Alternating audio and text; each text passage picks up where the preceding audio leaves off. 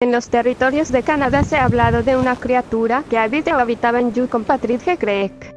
Su aspecto es asemejado al de un dinosaurio terópodo, con un pelaje asemejándose al de un jabalí, y un cuerno en la nariz. Los primeros avistamientos de esta criatura ocurrieron en 1908, cuando la revista francesa Gesa Stout, George Dupuy publicó un caso de un avistamiento que experimentó el banquero James Lewis Butler y un minero llamado Tom Lemore. Según la noticia, James y Tom estaban cazando alces cerca de Clark Creek. Cuando encontraron huellas hechas por un animal muy grande, George dijo que se unió a unos cazadores, junto a su amigo Pierre Lavacneux, para buscar el extraño animal.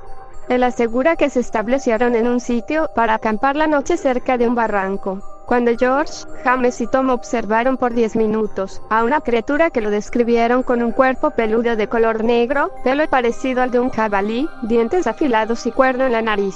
Pierre asustado gritó: «¡Un ceratosaurus!». El 24 de diciembre de 1907, Lavacneux recibió una carta donde un misionero afirmó haber visto una criatura descrita como James y Tom.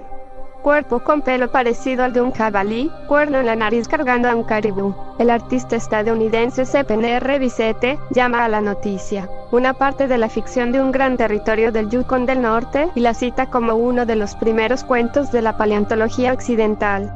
Según Bissette, lo considera que la historia de Dupuy es auténtica y está consagrada como algo real por ciertos círculos de la criptozoología. Armstrong Creek, 1 de enero, 1908.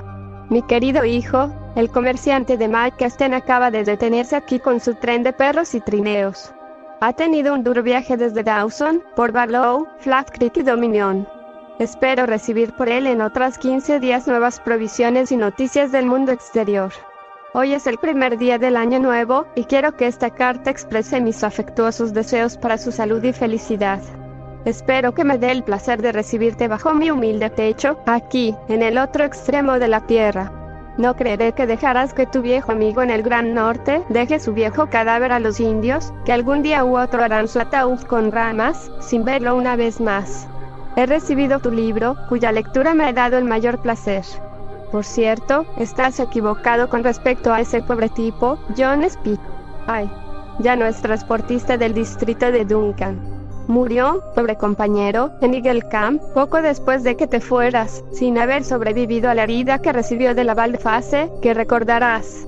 Hablando de animales feroces, me creerás cuando te diga que 10 de mis indios y yo volvimos a ver, en Nochebuena, esa horrible bestia de Partridge Creek pasando como un torbellino sobre la superficie congelada del río, rompiendo con sus patas traseras enormes bloques de hielo de la superficie rugosa. Su pelaje estaba cubierto de escarcha, y sus pequeñas sebas brillaban como fuego en el crepúsculo. La bestia sostenía en sus mandíbulas algo que me parecía un caribú. Se movía a una velocidad de más de 10 millas por hora. La temperatura ese día era 45 grados bajo cero. En la llegada de la cutoff desapareció. Es sin duda el mismo animal que vimos antes.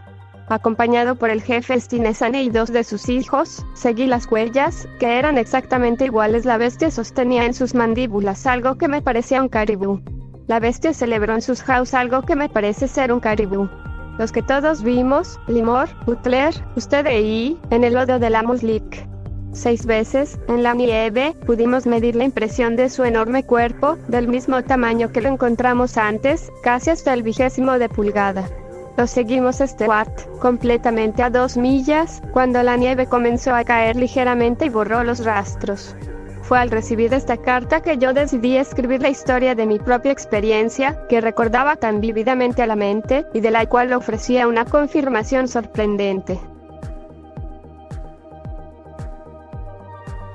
La historia de mi amigo Butler. El estación de Mkesten, ese rincón lejano del extraño país del Yukon, donde los 8 meses de invierno son tan terribles pero el corto verano tan maravillosamente hermoso, fue en 4 ocasiones mi retiro elegido durante los 8 años que he conocido el norte. Un amigo mío en San Francisco, el señor Butler, que había venido a Dawson City para comprar concesiones de extracción de oro, había prometido unirnos a mí para que fuéramos a cazar juntos. Estaba tomando mi café una tarde en la terraza de la cabaña del padre Lavacneux, cuando de repente escuché a alguien silbar desde la orilla más lejana del río. Una canoa de corteza, remada por 2 indios, subía por el río a la sombra de los árboles. Butler estaba con ellos. Mi querido amigo, dijo, sonriendo mientras lo conocía, y esforzándose por ocultar su agitación visible, tengo algo muy extraño que decirte. ¿Sabes que todavía existen monstruos prehistóricos? Salí a reír, y juntos volvimos por el pequeño camino que conducía a la casa de la patria. Cuando Butler se quitó las botas fangosas y se colocó en un asiento cómodo, comenzó a contar su historia de la siguiente manera. Leaving Gravel Lake, donde llegué el martes por la noche, mi última etapa fue la desembocadura de Clear Creek, donde sabía que enviarías a alguien a conocerme. Viajar era terriblemente malo, 40 millas de país pantanoso. Por fin, al anochecer, descendí una colina y tuve el placer de ver la cabaña de Grant, que estaba iluminada. Grant estaba en casa, y una buena cena me estaba esperando. Temprano a la mañana siguiente seguimos las huellas del monstruo en el valle durante 5 o 6 millas, y luego, en el barranco de Partridge Creek, un lugar que los mineros llaman un gulch, cesaron repentinamente como por encanto como nos apareció el monstruo. Al día siguiente, a las 5 horas de la mañana, el padre Labarneux, Butler, Limor, un minero vecino, convocó apresuradamente, a mí mismo y a 5 hombres de la tribu, cruzó el río Stewart en 2 canoas. Ni de los 2 primeros días, que fueron vencidos por el terror, ni el sargento de la policía montada, que recibió nuestra historia con escepticismo, ni el cartero, consentiría en acompañarnos.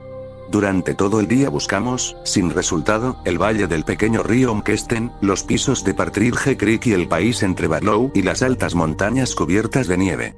Por fin, hacia la noche, cansados, después de haber trabajado durante mucho tiempo a través del gran pantano, encendimos un fuego en la parte superior de un barranco rocoso. El sol se estaba poniendo. Metidos junto al fuego, dejamos que nuestros ojos deambularan sobre la brillante extensión de pantano que acabábamos de atravesar.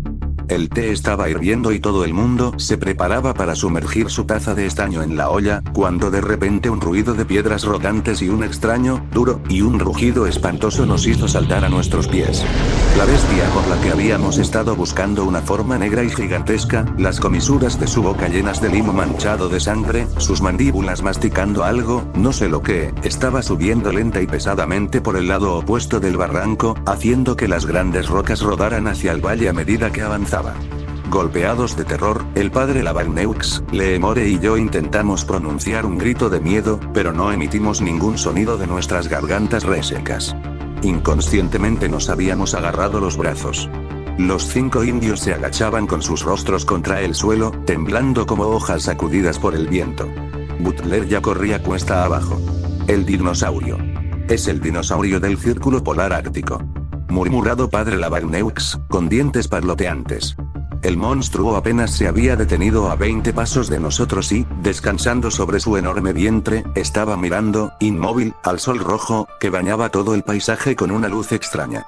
Durante 10 minutos completos, remachados al lugar por alguna fuerza extraña que no pudimos superar, contemplamos esta terrible aparición. Estábamos, sin embargo, en plena posesión de todos nuestros sentidos. No había, y nunca habrá, en nuestras mentes la menor duda en cuanto a la realidad de lo que vimos. De hecho, era una criatura viviente, y no una ilusión, que teníamos ante nosotros. El dinosaurio luego giró su inmenso cuello, pero no parecía vernos. Su cruz estaba al menos a 18 pies sobre el suelo. Todo su cuerpo, desde la extremidad de sus bostezos mandíbulas que estaban coronados por un cuerno como el de un rinoceronte al final de la cola, debe haber medido al menos 50 pies. Su piel era como la de un jabalí, adornado con cerdas gruesas, de color grisáceo negro. Su vientre estaba enlucido con barro espeso. En este momento Butler volvió a nosotros. Nos dijo que pensaba que el animal pesaba unas 30 toneladas. De repente, el dinosaurio movió sus mandíbulas, masticando visiblemente algún tipo de comida espesa y viscosa, y escuchamos un sonido como el del crujido de huesos pequeños. Luego, con un movimiento repentino, se levantó sobre sus patas traseras y pronunció un rugido, un sonido hueco, indescriptible y espantoso, y giró con sorprendente agilidad, con movimientos parecidos a los de un canguro, saltó con un prodigioso atado al barranco. El día 24, Butler y yo, después de haber tomado 2 días de descanso, comenzamos para Dawson City, con el propósito de exigir el gobernador 50 hombres armados y mulas. Aquí termina mi historia. Durante un mes fuimos el hazmerreír de la ciudad dorada, y el Dawson Daily Nugget publicó un artículo sobre mí, que fue al mismo tiempo halagador y satírico, titulado Un rival de Poe. Ahora, si existió esta criatura, o seguirá existiendo, cosa imposible ya que pasó más de 100 años de este suceso. ¿Qué animal sería? Para empezar, ya se descartaría los animales autóctonos actuales de la zona, ya que se lo describe como un dinosaurio. Es más, Pierre cuando lo vio por primera vez, ya lo describió como un dinosaurio. Pero si fuera un dinosaurio, ¿qué especie es? Tengo dos hasta el momento. El primero, como lo describió Pierre, que es lo más obvio, es el Ceratosaurus, un terópodo de la familia Ceratosaurido, que vivió en el periodo Jurásico, hace 153 y 148 millones de años, en lo que hoy es Norteamérica, que podía llegar a medir 4 a 7 metros de largo. Es posible que este dinosaurio era el último de su especie, o había un pequeño grupo del mismo animal. O es posible que cazara solo.